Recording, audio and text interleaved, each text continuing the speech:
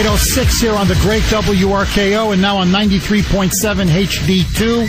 Hour 3 of the Kuhner Report, 617-266-6868. We're now joined by Boston Herald political columnist and writer Joe Battenfeld. Joe, thanks so much for coming on the Kuhner Report. Hey, Jeff, thank you for having me. Joe, so what do you make now of Boehner's decision to form a special select committee on Benghazi? Trey Gowdy, congressman from South Carolina, experienced former federal prosecutor, is going to be spearheading it. Do you think this scandal has legs? Yeah, I mean, I think it would have been better if Boehner had listened to people and done it months ago, because that way it wouldn't be bumping right up to the elections. It's going to be a bit risky just because with the midterm elections coming up and all the focus you want to have on Obamacare, and it could divert Republicans from what they really want to talk about, at least for the election. So it's a bit risky, but I think Gowdy's a really smart guy, and he's got to rein himself in, though. I think it's very important that Republicans just ask questions and not make speeches. I'm sick of these committees where they just get up there. I mean, they're going to do it, but I think they should really try to let the Democrats make fools of themselves on the committee, and I think they should just act like a prosecutor and not a politician, and that's what I think Gowdy has to do.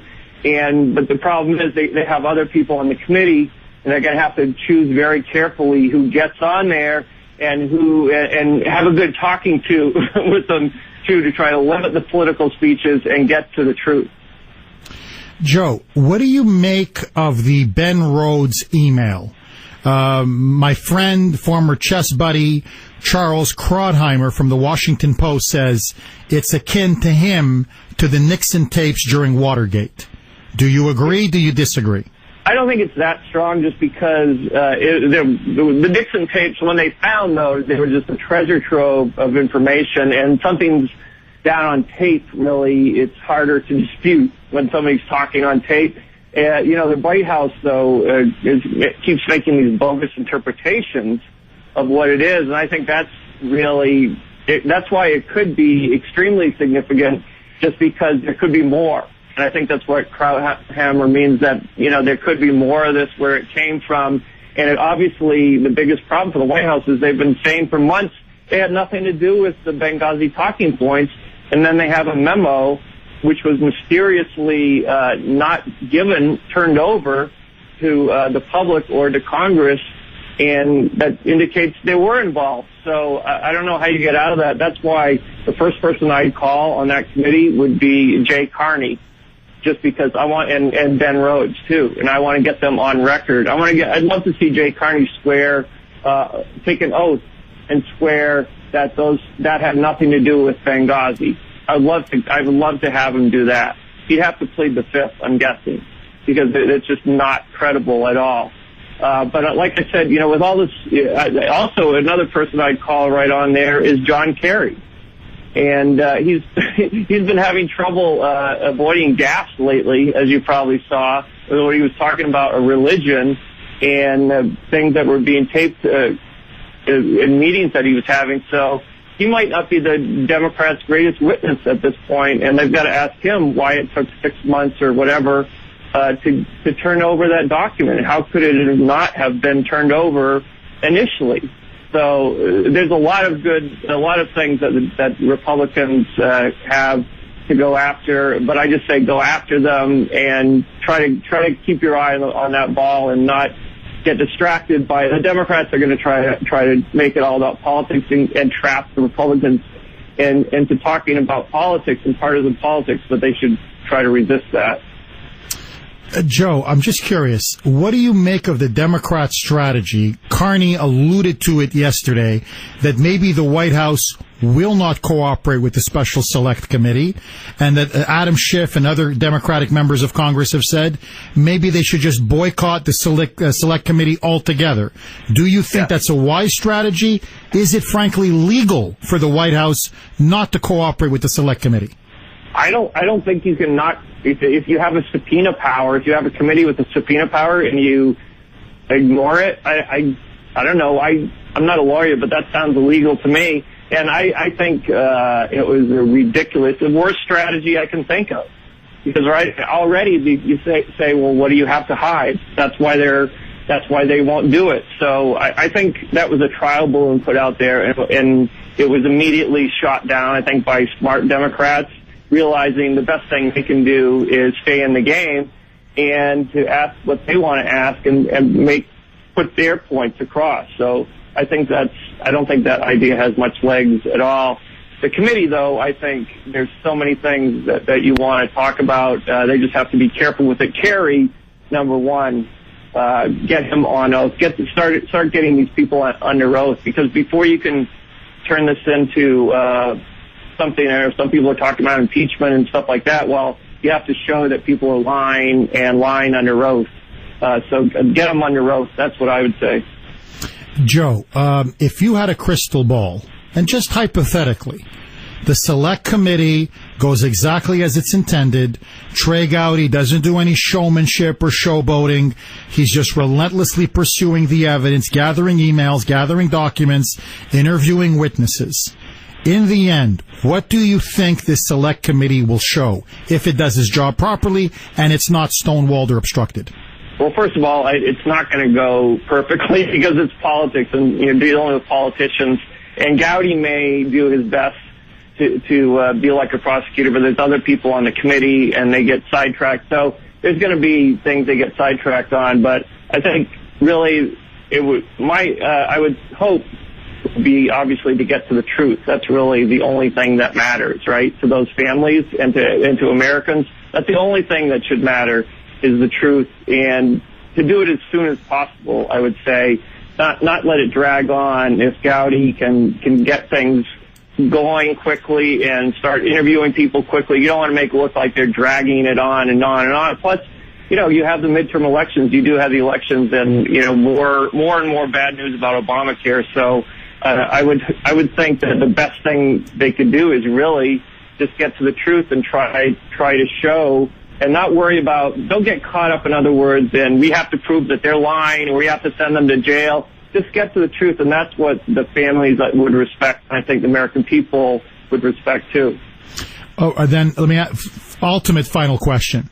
Mm-hmm. What do you think the truth, from your understanding of Benghazi, what do you think the truth, if we can ever get to it, will reveal and show? Well, I think it's going to show that the White House was a lot more heavily involved in this cover-up, and that it's going to look like a cover-up. And I think unless that's why the White House is talking about not participating, they may have other emails out there, they probably do, where the lawyers are looking at and say, hey, we can't withhold this. This is against the law. So I think the truth is going to be maybe not 100% of what Republicans believe is the truth, but I think it's pretty obvious that the White House made up the story about the video to try and distract attention from the fact that it was a terrorist attack, and it was right near the election. Just look at the facts. I mean, that's the only thing that makes sense. They were, it was a couple months before the election, and they were trying to invent a reason for this attack. So I think that's what it's going to show, but it depends on people turning over documents and testifying to the truth. We have been talking with Joe Battenfeld, political columnist and writer at the Boston Herald. Great stuff, Joe. Very good analysis. Thanks so much for coming on the Kuhner Report. All right, thanks, Jeff. Take care. 617-266-6868 is the number. We now have a select committee. Boehner has now finally capitulated to growing public pressure. Trey Gowdy, sharp, articulate, former prosecutor, is now going to be chairing it. He says he's going to follow the evidence. He wants more classified information. He's going to break down the stonewalling and the obstruction of justice taking place from the White House. Do you think the select committee will get to the truth? Is this Obama's Watergate? And you're hearing the left. I played Cenk Uygur. You're hearing other liberals going absolutely berserk. Are they petrified? Do they know that this leads ultimately to the president's men and to the president himself? 617-266-6868. Paul, you're up next. Thanks for holding, and welcome. Good morning, Jeff. Hey, Paul. This whole just all the talking points up to this point, Eric and that psycho on the blog, they keep referring back to 9/11. Yeah, 9/11, we got told, they want to attack the United States. Okay, where do you want to defend? Pick a spot, dude. Pick the spot you're going to defend 24/7 every day for the rest of your life. They took us with a sucker punch to the towers, but this was an attack that was ongoing for 7 hours, and we sat on our hands. There's a big difference, a very big difference. If it took them 7 hours to get to the towers while they were on their way saying, hey, help us at the towers, they're coming, and Bush didn't do anything, Bush would have faced a firing squad the next week.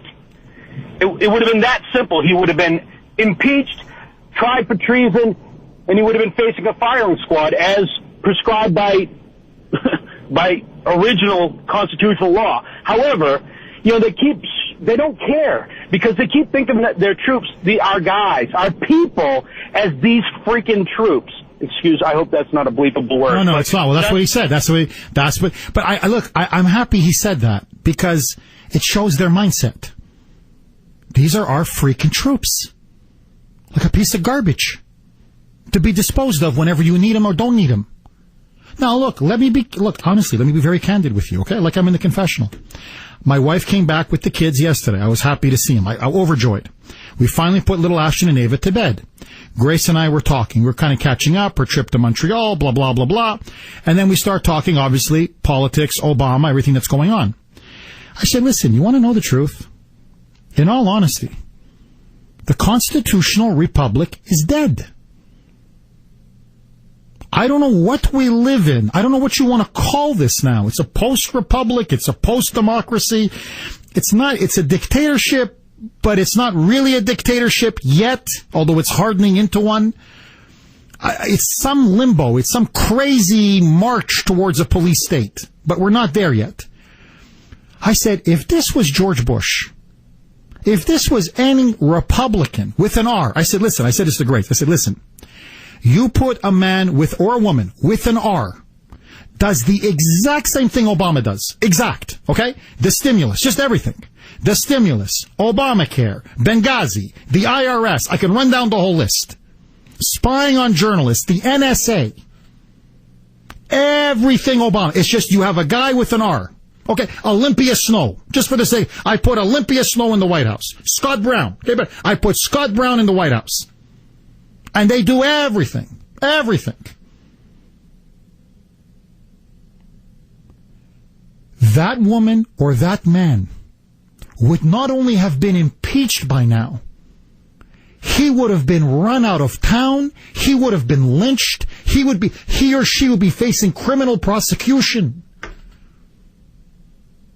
Who are we kidding? So this is what we're now facing. This is the conundrum, the challenge of the Obama presidency. This is the threat that faces us. Are we a nation ruled by law, as our founding fathers and our Constitution intended? Or are we ruled by men? And what the liberal progressives are now saying is, no, we're not a nation of laws, we're a nation ruled by men. Our men, our dictators, our liberals, our leftists, our statists. And don't you touch them, or else you're going to see a race riot. And that was the warning behind that Cenk Uyghur rant. Blank, blank, blank this, blank you, blank this. Ultimately saying, you go anywhere near them, and you're going to see blood in the streets. My friends, this man is an out-of-control criminal and dictator in the White House. And nothing illustrates it more than Benghazi. 617-266-6868 is the number. Should the Select Committee be Obama's downfall? Do you think it will? All of your calls next. Welcome back to the Kuhner Report, 8:25. Linda, you're up next on WRKO. Welcome. Good morning. Hi, Linda. I think that what's going on in the Obama administration is much worse than what went on in Watergate. I think that instead of having Nixon as the barrier, two good presidencies. I think it should in the future be Obama. 4 people died, and from what I've heard, needlessly. Every other embassy was closed, but we were funneling weapons to the terrorists to get rid of Assad. And in one item I read some time ago, Hillary was quoted as saying she felt that this was a good way to get rid of Assad on the cheap. And that's exactly what happened, Linda. That's why the CIA was there. The annex was being used to illegally smuggle weapons to al-Qaeda in Syria through Turkey. That's why they don't want this investigation. Because we're going to find out Obama and Clinton were essentially illegal international gun runners. I mean, there's crime upon crime upon crime. Phil, you're up next. Go. Yeah, Jeff. Hi, Phil. I think they should question Panetta. You know, he moved on. He hid documents. And this guy knows more than anybody what happened. He's been very strangely quiet, Phil. Yeah, I think that's the guy they should go after. Hand on heels. They should really check him out. Thank you for that call, Phil. He was told immediately by General Carter Ham that was a terrorist attack, that it had nothing to do with the anti-Muslim video. And yet, as they were lying for those weeks, did you notice? Panetta was nowhere to be seen. He was like Teflon Leon. Where was Leon Panetta? Because he's looking around and saying, they're lying. Every single one of them are lying. Jimmy, you're up next. You're on WRKO. Go ahead, Jimmy. Good morning, Jeff. I didn't realize how young you were. I was born in '59, so I have some vague memories when America really was America. And even though I was a little kid before 1970, and you couldn't really think cognitively, you think of the abstract, I instinctively knew that, things repulsed me and it was wrong and the changes in the country. And I swear I've been running on sheer momentum since World War II. People got complacent. And people always thought ultimately there's a higher power, like the federal government, that would intervene. Now we realize that there isn't. It's us. And you're not going to tell me that they didn't hope, they weren't keeping their fingers crossed that these guys were killed, that there'd be no survivors so nobody could talk about it. When September 11th happened, 2 jets were scrambled immediately from Cape Cod to F-15s. These are afterburners. They get to New York City in 15 minutes with orders to shoot down the suspected aircraft, and the captain, both of them said if they had to do it, they would have killed themselves afterwards.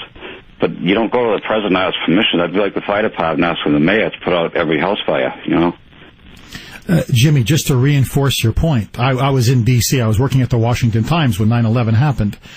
We all knew that flight that crashed in rural Pennsylvania was headed either for the White House or for Capitol Hill. Right. And the orders were given. The jets were scrambled. And the orders were given. If that thing comes anywhere close to Washington, D.C., shoot it down out of the sky. And luckily, Scott Beamer and all those other heroes, they just basically rushed the terrorists. The plane crashed in a field in rural Pennsylvania. But the point is, when we were under attack, say what you want about George Bush, and I was a big critic of Bush for 8 years, he didn't just go to sleep. He didn't say, hey, do I got a fundraiser to go to tomorrow? The guy acted. He acted immediately. This guy, Jimmy, to this day, this is the part they can't even get out of. Yeah, Bush actually even went down to ground zero. Has Obama even gone to Benghazi? Has he even checked the compound? But let that go. Even to this day, Jimmy, we haven't tracked down, captured, or arrested not one single, forgive me, freaking person that killed our boys in Benghazi. They don't want to. And that's why it's so scary, that really how sinister they are and corrupt and demented this government is. It should scare the life out of every citizen. Amen, Jimmy. You're completely right. 617-266-6868 is the number. 8:30 on the great WRKO. Let's take it to Angela Anderson for a quick news break.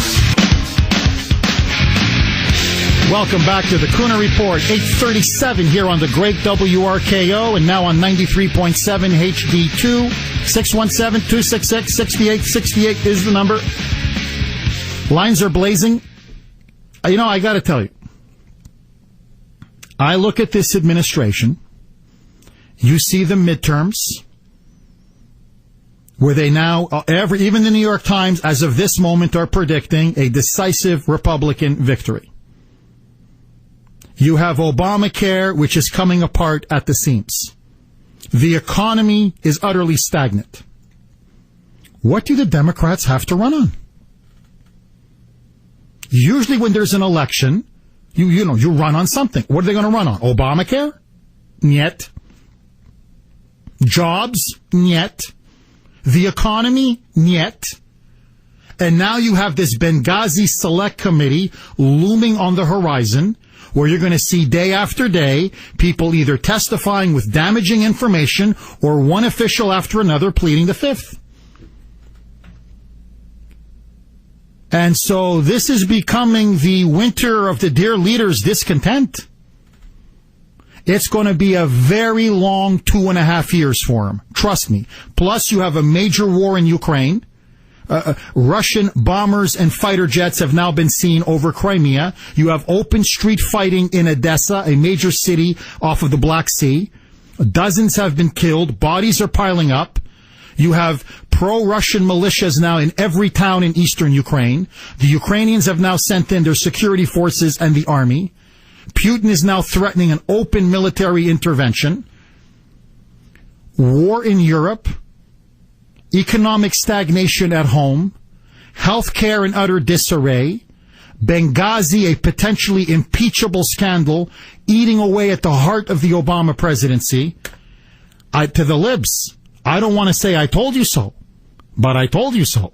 617-266-6868 is the number. Wayne, you're up next. Thanks for holding. You're on the WRKO, and welcome. Well, good morning, Jeff. Hey, Wayne. Thank you so much for your usual bulldogish approach to things. Oh, thanks, Wayne. Really appreciated. The truth is so powerful, you know. So you asked earlier about what do you think will come of the hearings. I'd like to just mention a few things that I hope will come of it. One thing, though, about the head of the select committee, from South Carolina. What's his name again? Trey Gowdy. Trey Gowdy. I think he will become a nationwide superstar because he is such a bulldog. He is so articulate, and his words carry such power. And I don't think he's going to let go. I think he'll push through roadblock after roadblock, even if it takes a year and a half. And I think he'll push right on through the elections and maybe even have 60 senators to show for it by the end after the election. But I think what will come out is, number one, why we had so many CIA agents there, and the gun running will come out. That will be devastating. I think what will come out is that that we were able to send help, and we just steadfastly refused to do it and let our people die there. I think it'll come out that Hillary and the president concocted this scheme. I think the cover-up will actually pale in comparison to the other crimes, unlike Watergate. And I think then it will, so much will come out that it will be absolutely devastating. I think Trey Gowdy is going to bring his witnesses. I think perhaps even the parents are going to testify of Hillary whispering into their ears while their flag-draped coffins were there in front of them, how she was going to get the guy that created this video. I think so many things will come out that will be absolutely devastating. And I think Trey Gowdy is the one man in America that has that bulldog tenacity to see it happen. Wayne, look, I think you make a very good point. This is Trey Gowdy's moment. This is now, he's in the big leagues now. He's going prime time. Yeah, and he's only been in office for 3 years. Yeah, 2010. As a representative. Yeah, he was part of the Tea Party wave. And so he's made a name for himself. I've seen him in action a few times. He's very smart. He's very articulate. He's very combative. He was known as a very, very good federal prosecutor. So he's going to know how to gather the facts, go after the administration, interview witnesses. Let me tell you my one concern, Wayne, is that as a former attorney and federal prosecutor, and I've seen these prosecutors in action, when they want to sway a jury, sometimes they're almost like actors. It's almost like theater. You know, they wave their hands. Sometimes they're rhetorically over the top. They're trying to make a point. He has a little bit of that. And he has to be careful with that because the libs are going to try to caricature him. He's now going to become public enemy number one. And they're going to try to do to him what they did to Newt Gingrich in the 1990s. So if I were him, I would lay off the theatrics. I would just hone in and be focused like a laser beam. Right. And just go witness after witness, document after document, and let the evidence speak for itself. If he does that, Wayne, I'm telling you, they're finished. Yeah, I'm not saying Obama will be impeached, because that's a political decision, but the evidence is going to be so overwhelming. It's going to be so indisputable that this entire regime is corrupt from the top to the bottom. That is going to be beyond a doubt once they're done with these hearings. And so defending Obama will literally be defending the indefensible. And then the American people are going to have to make a choice. Are we a nation of laws, or are we a nation ruled by men? Take your pick. 617-266-6868 is the number. Dan, you're up next. Thanks for holding. You're on WRKO. Go ahead, Dan. Jeff, I think there was a story when it first came out, and I know they have the technology for basically counting when the web hits occurred.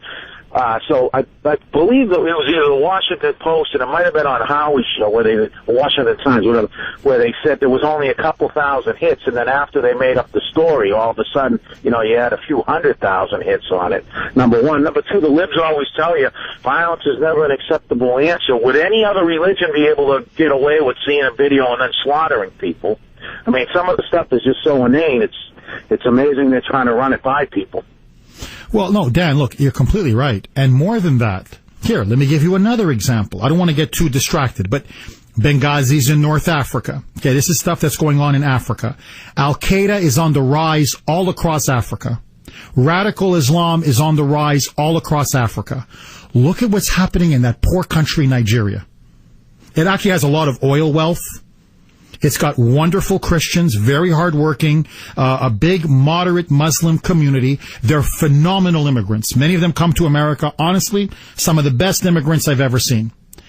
There are now Muslim extremists that have been assaulting and butchering Christian community and Muslim community, the ones that disagree with radical Islam, one after another. It's a bloodbath.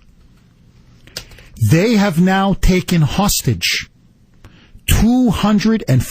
over 240 women, many of them young girls, teenagers, some of them 11, 12, 13. They're now being systematically raped. And now they're going to literally abduct them because they want them to be enslaved. They're saying, no, we want them as slaves, as literally as modern day slaves. What other religion condones that in the modern day world? How come you don't hear imams all over Africa, all over the Middle East condemning this? And in fact, many of the victims are Muslims. So the moderates are afraid to speak out, and when the Christians speak out, they're being denounced as Islamophobic.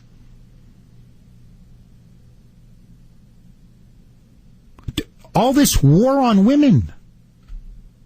Where's Hillary? Where's the dear leader? Where's Jean-François Carré? And again, another instance of radical Islam. Radical Muslim fundamentalists, in the name of the Quran, in the name of Islam, kidnap women, young girls, rape them, abduct them, and now want to turn them into literally slaves. And this is not just in Nigeria. This is in Sudan. This is in Somalia. This is happening all over Africa. Silence. What is the American left obsessed with? Teabaggers, Sarah Palin, Jeff Kuhner. Cliven Bundy out in Nevada. You see, for Harry Reid, that's a domestic terrorist. That's something we have to be very worried about, this guy not paying grazing fees. 200 armed agents, slaughter him. They refuse to acknowledge the reality and evil of radical Islam. Look, I've had liberals call the show today. Our people who were killed by these butchers, by the way, that we armed, that we trained in Libya, our freaking troops. If they kill us, we shouldn't lift a finger. How do you want us to win the war on terror? And they're rampaging all over the world. And yet nobody says anything because of the fear of political correctness. And now, because of the fear of political correctness, nobody wants to speak out on the issue of Benghazi. Look, Condi Rice, let's just say, for argument's sake, if Condi Rice, because we have a black progressive in the White House, let's be honest, that's what's driving, that's why nobody wants to touch Benghazi. Because the liberal media wanted a socialist in the White House, they got their man. And frankly, he's black to boot. So for them, it's transcendent. As Barbara Walters said it, he's our Messiah. Can you imagine referring to any politician as your Christ? As your Savior? As your God? Condi Rice was elected, let's just hypothetically, she was elected in 2008. She did, just for argument's sake, everything that Obama did. Everything. Her black skin wouldn't save her. Because she has that fatal scarlet letter. R. And every Democrat, every liberal, every progressive would be demanding that she be impeached. 617-266-6868 is the number. That's the truth. And the liberals deep down know it. 850 on the great WRKO. All of your calls next.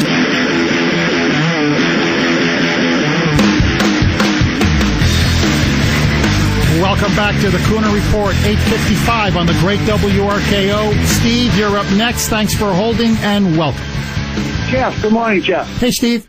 Jeff, listen, I couldn't believe you asked that question. What are the Democrats going to run on in 2000, in the elections, in the midterm elections, and in 2016?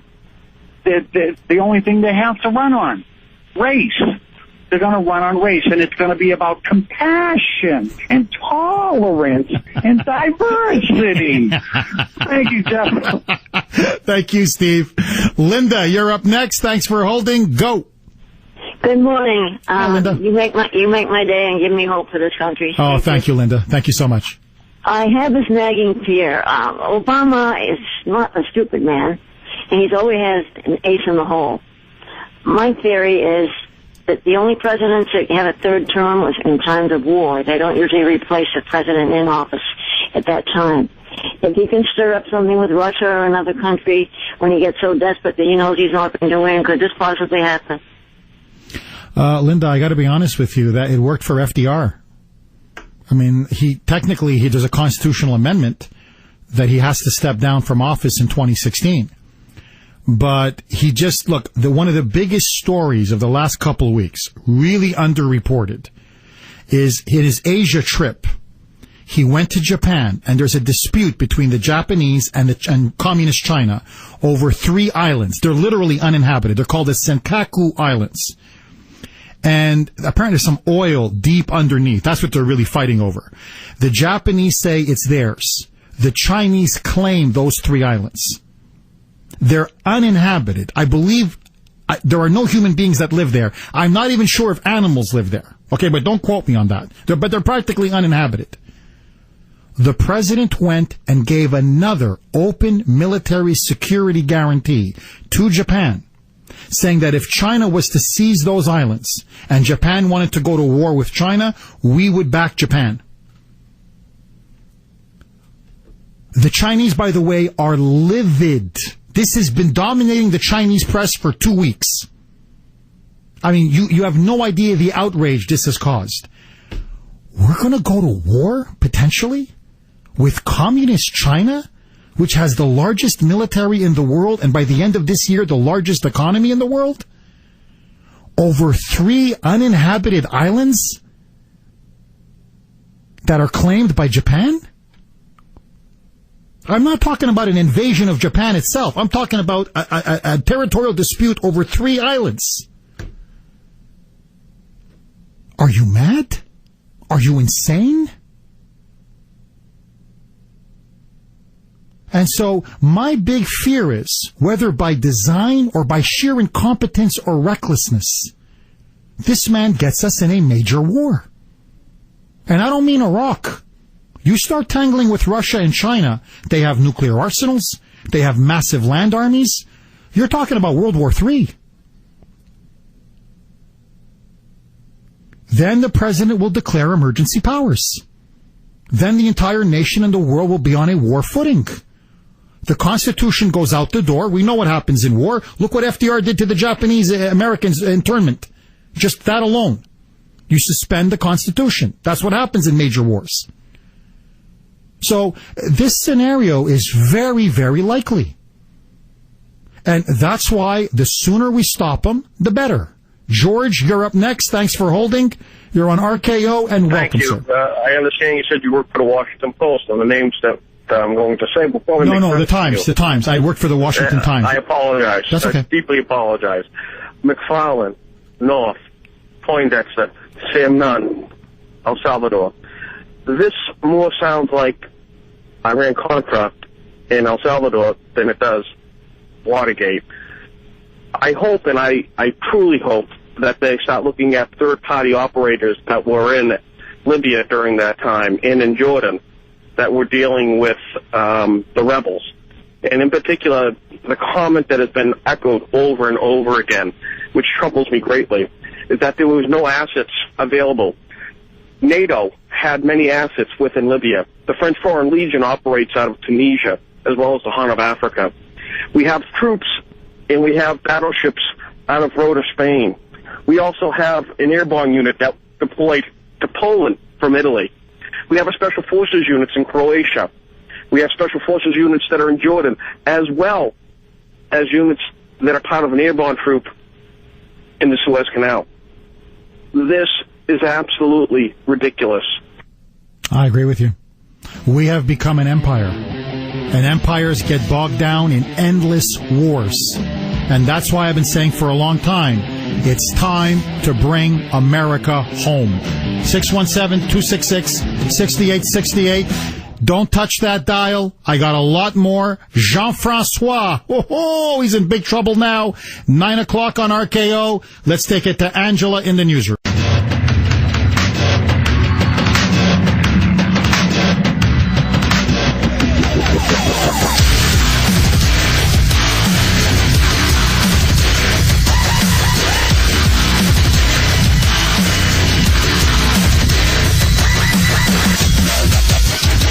Welcome back to the Kuhner Report, Hour 4. Jeff Kuhner, Boston's bulldozer, cleaning up the liberal bull.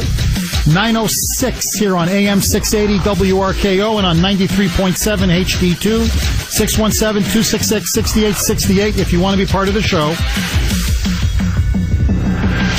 What is it with the secular progressives and their hatred for religion and prayer? Have you noticed that? They are absolutely obsessed with purging religion and prayer from the public square. They almost hate that as much as they hate the American free enterprise system. It's like right up there, like Christianity, capitalism. Which one do they hate more? So, two very important stories. They're really in many ways interlinked. Yesterday, in a major ruling, the U.S. Supreme Court, in a close 5-4 decision, upheld the right of local officials to open town council meetings with a prayer. usually within Our Father, but there's other forms of prayer.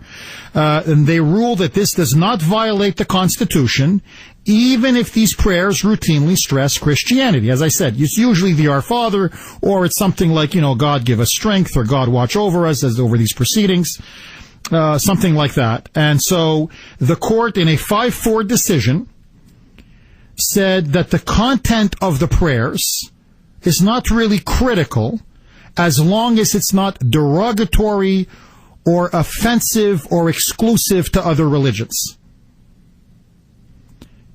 And so the ruling was a victory for the town of Greece, I kid you not, like after the country, Greece, the town of Greece, New York, which is just outside of Rochester. In fact, I know that town. I've driven past it several times in upstate New York when I used to commute often from Washington, D.C. to visit my family up in Montreal. So we would go through upstate New York. So I've driven past Rochester.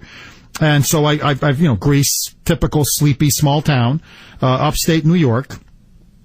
And so for 11 years, the members of the local city council would open the meetings with a little simple prayer. And nobody complained. Nobody had a problem. In fact, in the town of Greece, according to multiple media reports, there are no other faiths except Christians. There aren't any Muslims, any Jews, any Hindus, any Buddhists, there's apparently the only churches there are Christian churches. Nobody had a problem. In fact, nobody in the town of Greece complained. But radical secular progressives, miserable that people would actually say a quick Our Father or a little prayer before a town council meeting, took this thing to the court, and it went all the way up to the Supreme Court. And Justice Anthony Kennedy proved to be the decisive swing vote. And as he wrote in his majority opinion, prayer goes against the backdrop of historical practice. And praying before a civic meeting is part of our heritage and tradition in the United States. It's the same, similar to reciting the Pledge of Allegiance. We say, under God. Under God, save the United States. Or, as he put it, in the court, in the Supreme Court, they go, under God, save the United States in this honorable court. Or in the Pledge of Allegiance, one nation under God. And so he says this has been part of the American fabric going back hundreds and hundreds of years. In essence, that we are a Judeo-Christian nation, or at least our founding principles are rooted in our Judeo-Christian heritage.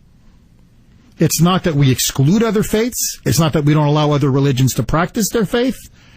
But this was our foundational faith and heritage, which has been guiding us ever since our inception as a republic. Literally, it's Civics 101. It's Common Sense 101. Well, according to Justice Sonia Sotomayor, the wise Latina, and Ruth Bader Ginsburg, and Elena Kagan, and Stephen Breyer, and the other liberal gang, the liberal wing on the Supreme Court, this is exclusionary. This violates the religious equality. This is discriminatory against other people. Why are you singling out the Christian faith and not other faiths? The answer is very simple. Because we're a majority Christian nation and we're founded as part of Christian civilization. All you have to do is read the Founding Fathers. They're crystal clear on this point. Now, before I get to Jean-Francois Carey, a.k.a. Pepe Le Pew, our esteemed Secretary of State, because again, he's made news. You know, I can't tell you how many events I've been at where people will say an opening prayer. What's the problem? Even in schools, what's wrong? I went to a school, it was a public school. People often prayed in school. Now, if you're an atheist, or if you're an agnostic, or whatever, you're some radical secularist, it's no problem. You just don't stand, you don't pray, you stay silent, it's over in 90 seconds, and you move on. Because there were many other things that were done at the school that I profoundly disagreed with. For example, sex education. I remember being an 8th grader.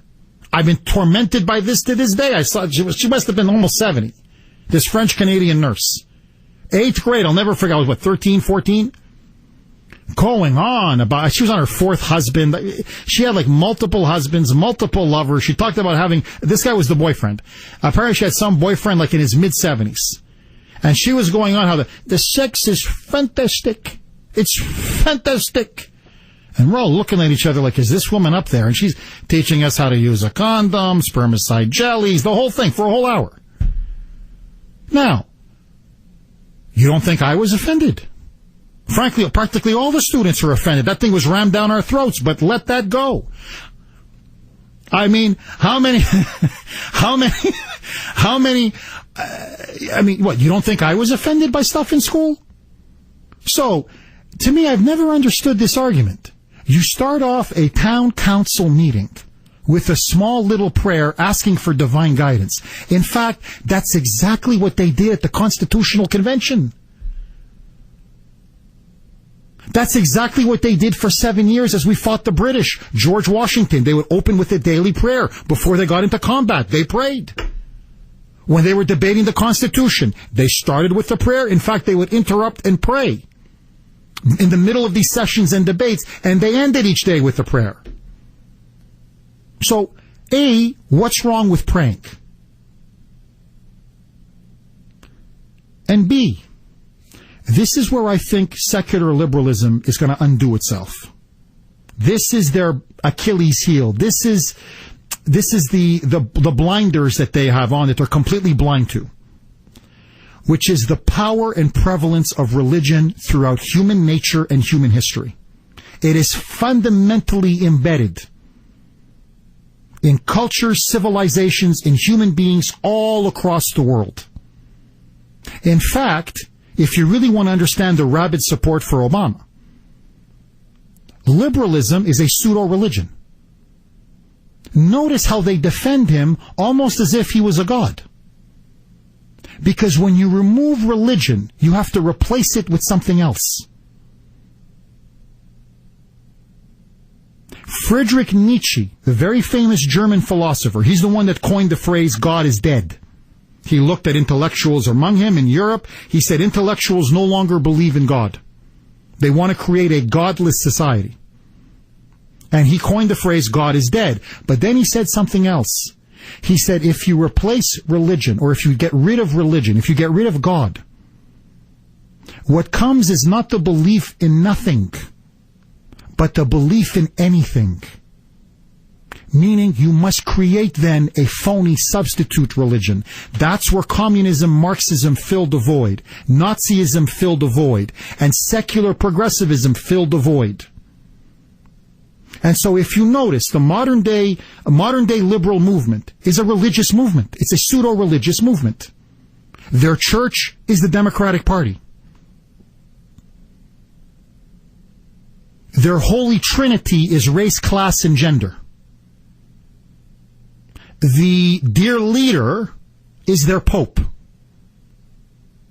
That is their Christ. That is their Savior. That is their Messiah. That is their anointed one.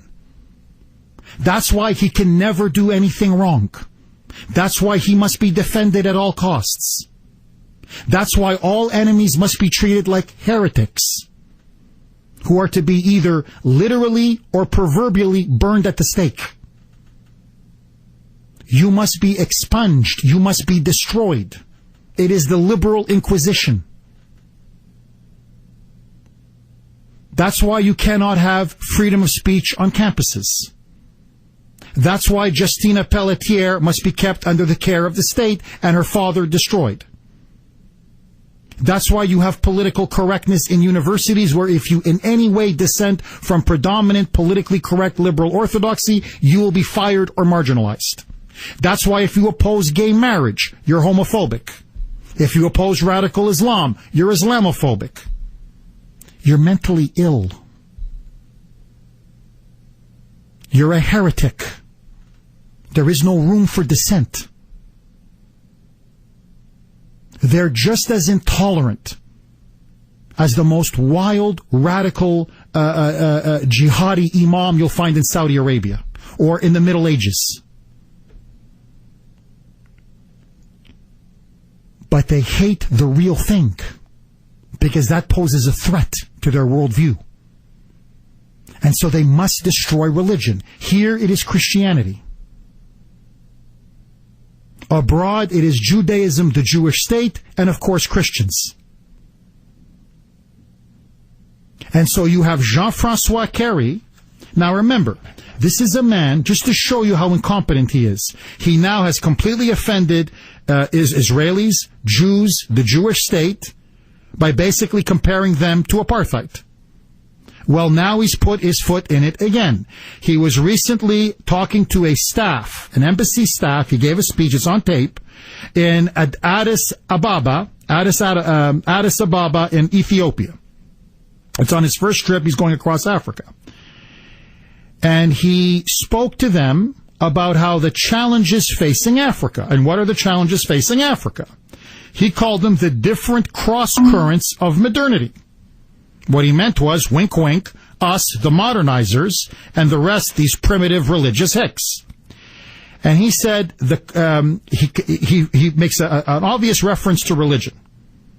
And this is what he said about the current conflicts in Africa, which have people in Africa absolutely livid, people of religious faith all over the world absolutely livid, and frankly, they should be.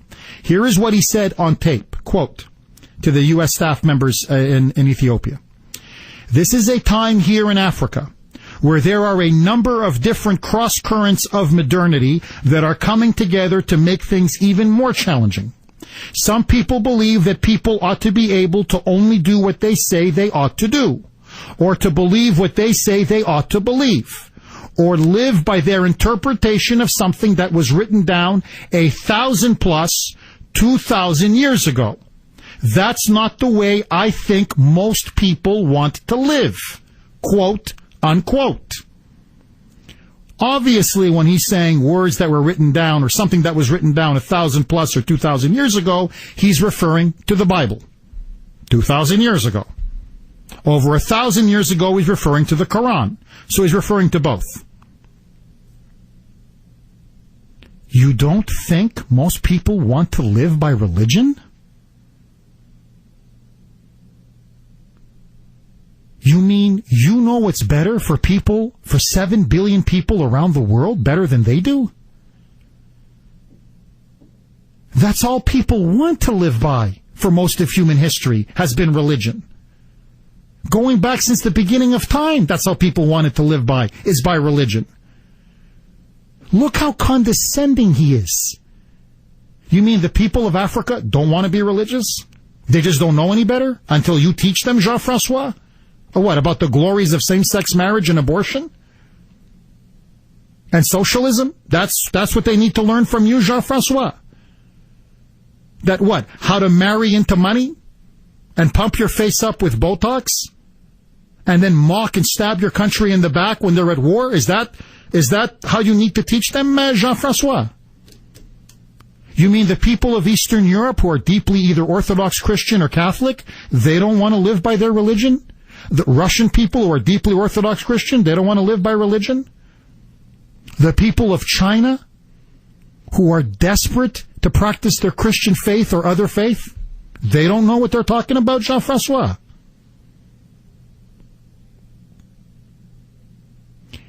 You remember the comment that Obama said in 2008, when he was then candidate Obama? This is what he referred to his fellow Americans. Conservative middle Americans, the heartland. They cling to their guns and their religion. And they fear the immigrant. This is what he truly thinks of people who live by a religious moral code. Especially if they happen to be Christian. My friends, what you're now seeing is anti-religious bigotry. My question to you is this. Do you think most people want to live by religion? Do you think Kerry's comments were offensive?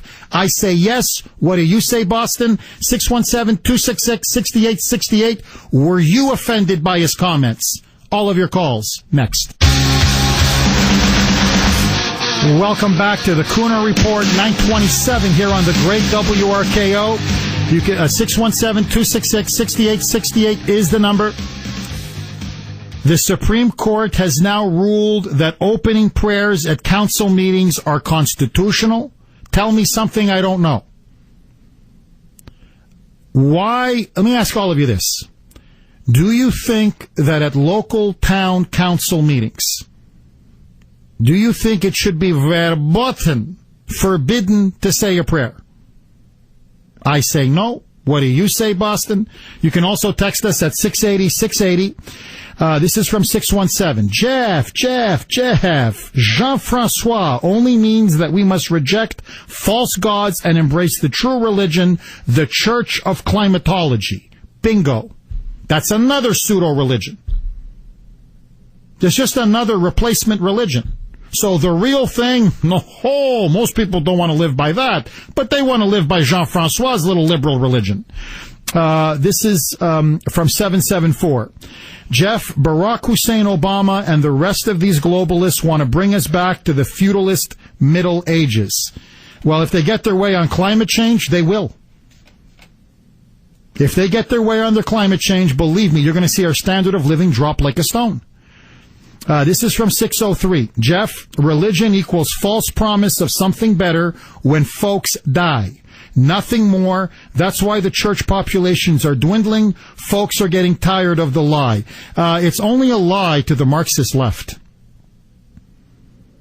Churches, by the way, are not dwindling. Religion is, in fact, soaring all over the world. All over the world, in Africa, in Latin America, in Asia, in Eastern Europe.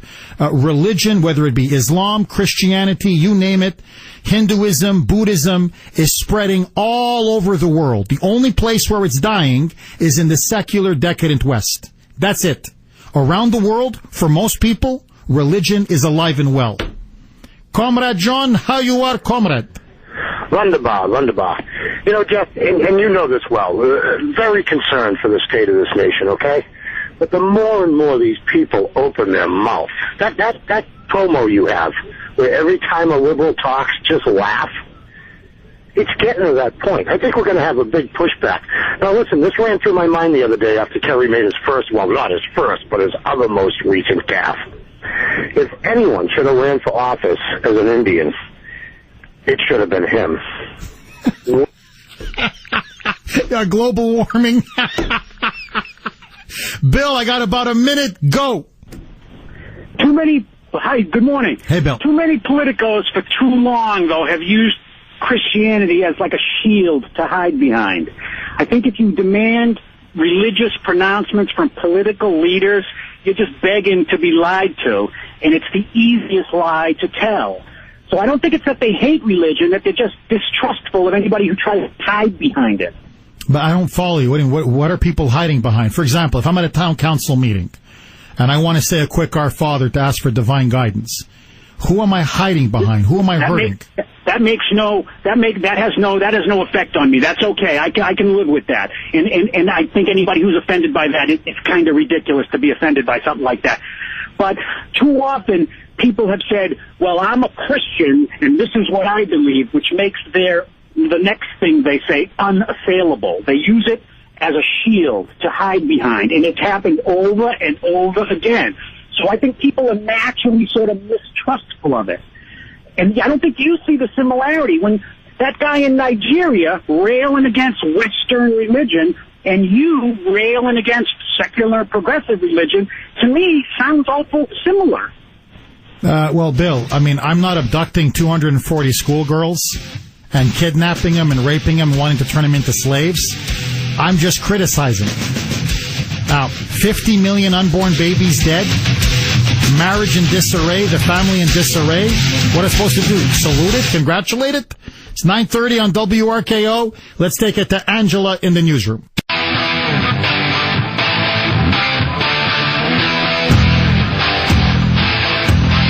Welcome back to the Kuhner Report, 9:40 here on the great WRKO. Notice, liberals will always talk about tolerance and compassion and the need for diversity. But they never practice tolerance or compassion, and they certainly don't want diversity, especially a diversity of views. Take the recent case at Rutgers University. Here you had a university for their commencement. They needed a commencement speaker. And so they asked Condoleezza Rice, former Secretary of State, National Security Advisor under George W. Bush, the hated Bush junta, to be the commencement speaker. They agreed. Condi Rice said, I'm going to come. The university faculty said, great. And then the student body, most of them left-wing agitators, intolerant, politically correct libs, if I've ever seen any, egged on by their leftist professors, suddenly said they didn't want a war criminal on campus. And that it would be insulting to them if Condi Rice delivered the commencement speech. And in fact, they said there would be mass protests. And that this would disrupt the whole ceremony. And that people, it's one of the most important days of their life. They're going to be graduating. It's the commencement speech. And that they don't want one of the most important days of their life ruined by all of this campus unrest, all of these protests, and having Condi Rice be the speaker. And so Rutgers University president buckled. The university board of directors buckled. And now they have rescinded their invitation for Condi Rice to speak. And the gist of the matter is that many of these students say that the Iraq War was an evil, criminal, genocidal war. And hence they don't want a war criminal, a.k.a. Condi Rice, on their campus. Now, that's funny. Because they have no problem with Hillary Clinton. Or Jean-Francois. If Jean-Francois Kerry was to speak at Rutgers, no problem. If Hillary Clinton was to speak at Rutgers, no problem. But these were the very same ones who were the architects of the war in Libya, which was an illegal war, never had any congressional authorization.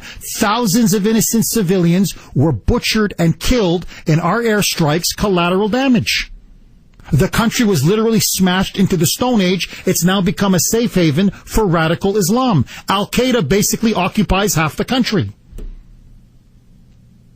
And by the way, when it came to Iraq, the left-wing media in this country will not tell any of you this, because they want to keep blaming Bush. How did Hillary vote on giving Bush the authorization to go to war? She vote up or down? Jean-Francois, did he vote up or down? They voted for the war. Hillary voted for the war. Jean-Francois voted for the war. Most of the Democrats voted for the war because they thought it was going to be a cakewalk.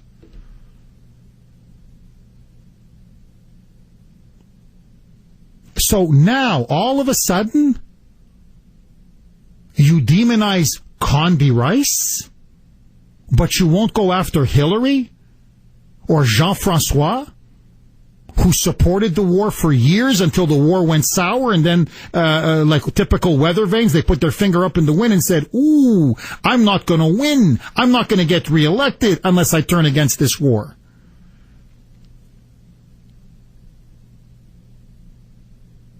Look at the hypocrisy.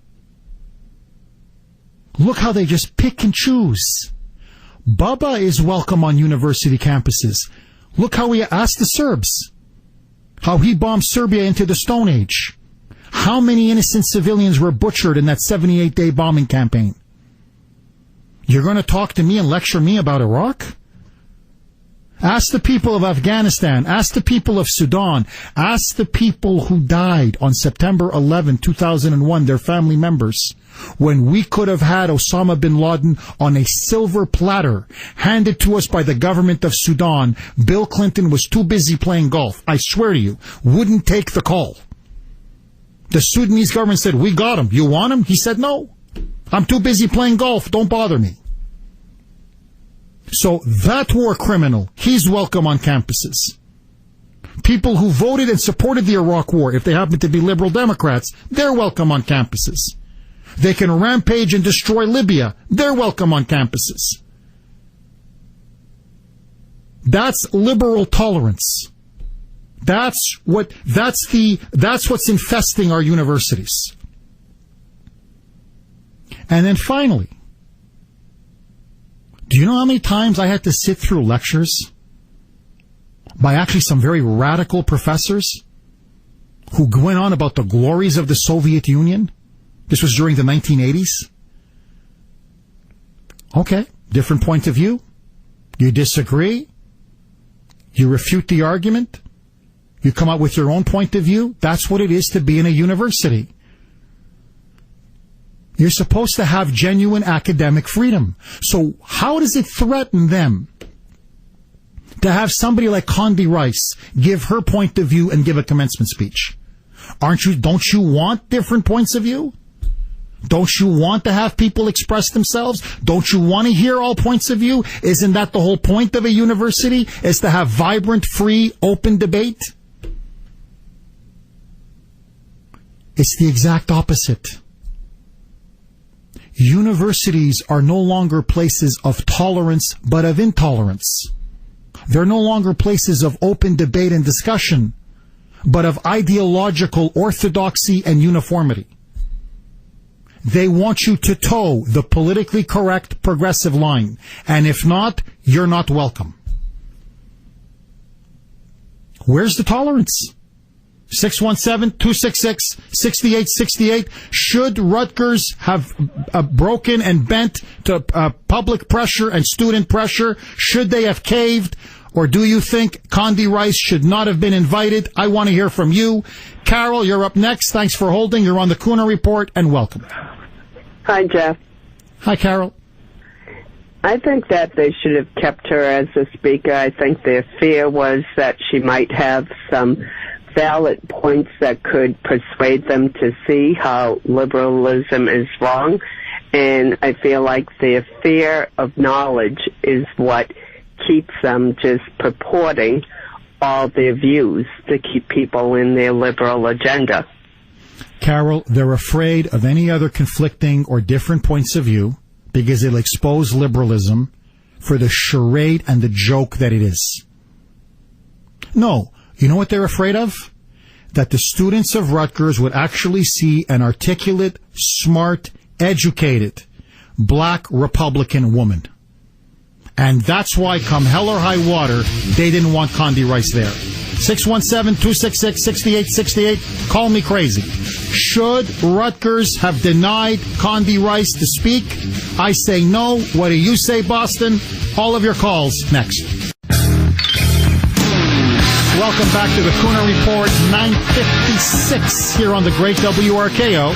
I've been getting a lot of texts from you, the great audience, deluged with texts. I slightly misspoke. As usual, you're right. She was obviously under pressure. They were going to rescind the invitation. So what Condi Rice did was, before they actually would rescind it, she did the graceful thing and stepped down. She basically said, fine, if it's causing such a controversy, such a stir, university president wasn't happy, students weren't happy, faculty weren't happy.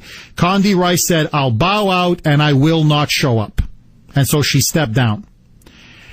I would have called her bluff. If I were her, I'd say either you outrightly rescind it, or I'm going to go and speak. Now, notice, Columbia University has no problem having that wannabe Hitler, Mahmoud Ahmadinejad, speak to the students at Columbia. No. That's no problem. No problem. But an intelligent black Republican female, it's going to cause a riot. It's just, we can't have her. 617-266-6868. Harry, you're up next. Thanks for holding. Welcome. Hi, Jeff. How you doing? Quick. Number one, when they bleep out the scores, make sure that GD is also bleeped out. That wasn't bleeped out. That was kind of offensive. But I agree with you. Condi Rice, we have so much little opportunity that conservatives or Republicans are even invited to go and give commencement speeches. Then when they are, Condi Rice chickens out. I really like Condi, but she really should have done it. She should have said, you're going to have to go out and just cancel me out and go on record, and she didn't do that. I'm disappointed in her. Harry, I'm with you on both counts. We should bleep out the God the next time. I agree with you. And if I was Condi, I said, hey, listen, look, you invited me. Now either officially rescind, officially disinvite, or I'm coming. Bill Ayers can speak. Ahmadinejad can speak. Hillary Clinton can speak. I can't speak. Bill, you're up next. Thanks for holding. You're on the Kuhner Report. Go. Yeah, Jeff, do you really think that you can make people think that you're getting in line with Condoleezza, right? Is she, by the way, is she black? Is she a person of color? I don't know, Bill. You tell me. I don't know. I hear you saying, but I Hold knew on. that You don't think she's black, Bill? I don't know. What do you think? I'll say this. Is she an Oreo, if Bill? If she is black, it would have come out on you. Bill, is she an Oreo, Bill? You were talking about so much about the Allah, and Jeff. Let me ask you this: are you familiar with the mysteries of the Rosary? Bill, let's leave out the Rosary for a second. I'm asking you. I'm asking you. Is Condi Rice an Uncle Tom? Because you're saying she's not black, yes, Bill. You're damn right she is. Okay. She's an Uncle Tom. You see? Look at the racism. Just look at the liberal intolerance. I gotta go, my friends. We'll be back tomorrow, same time, same place. And remember, together, we're beating liberals. In fact, we're driving them crazy. One day at a time.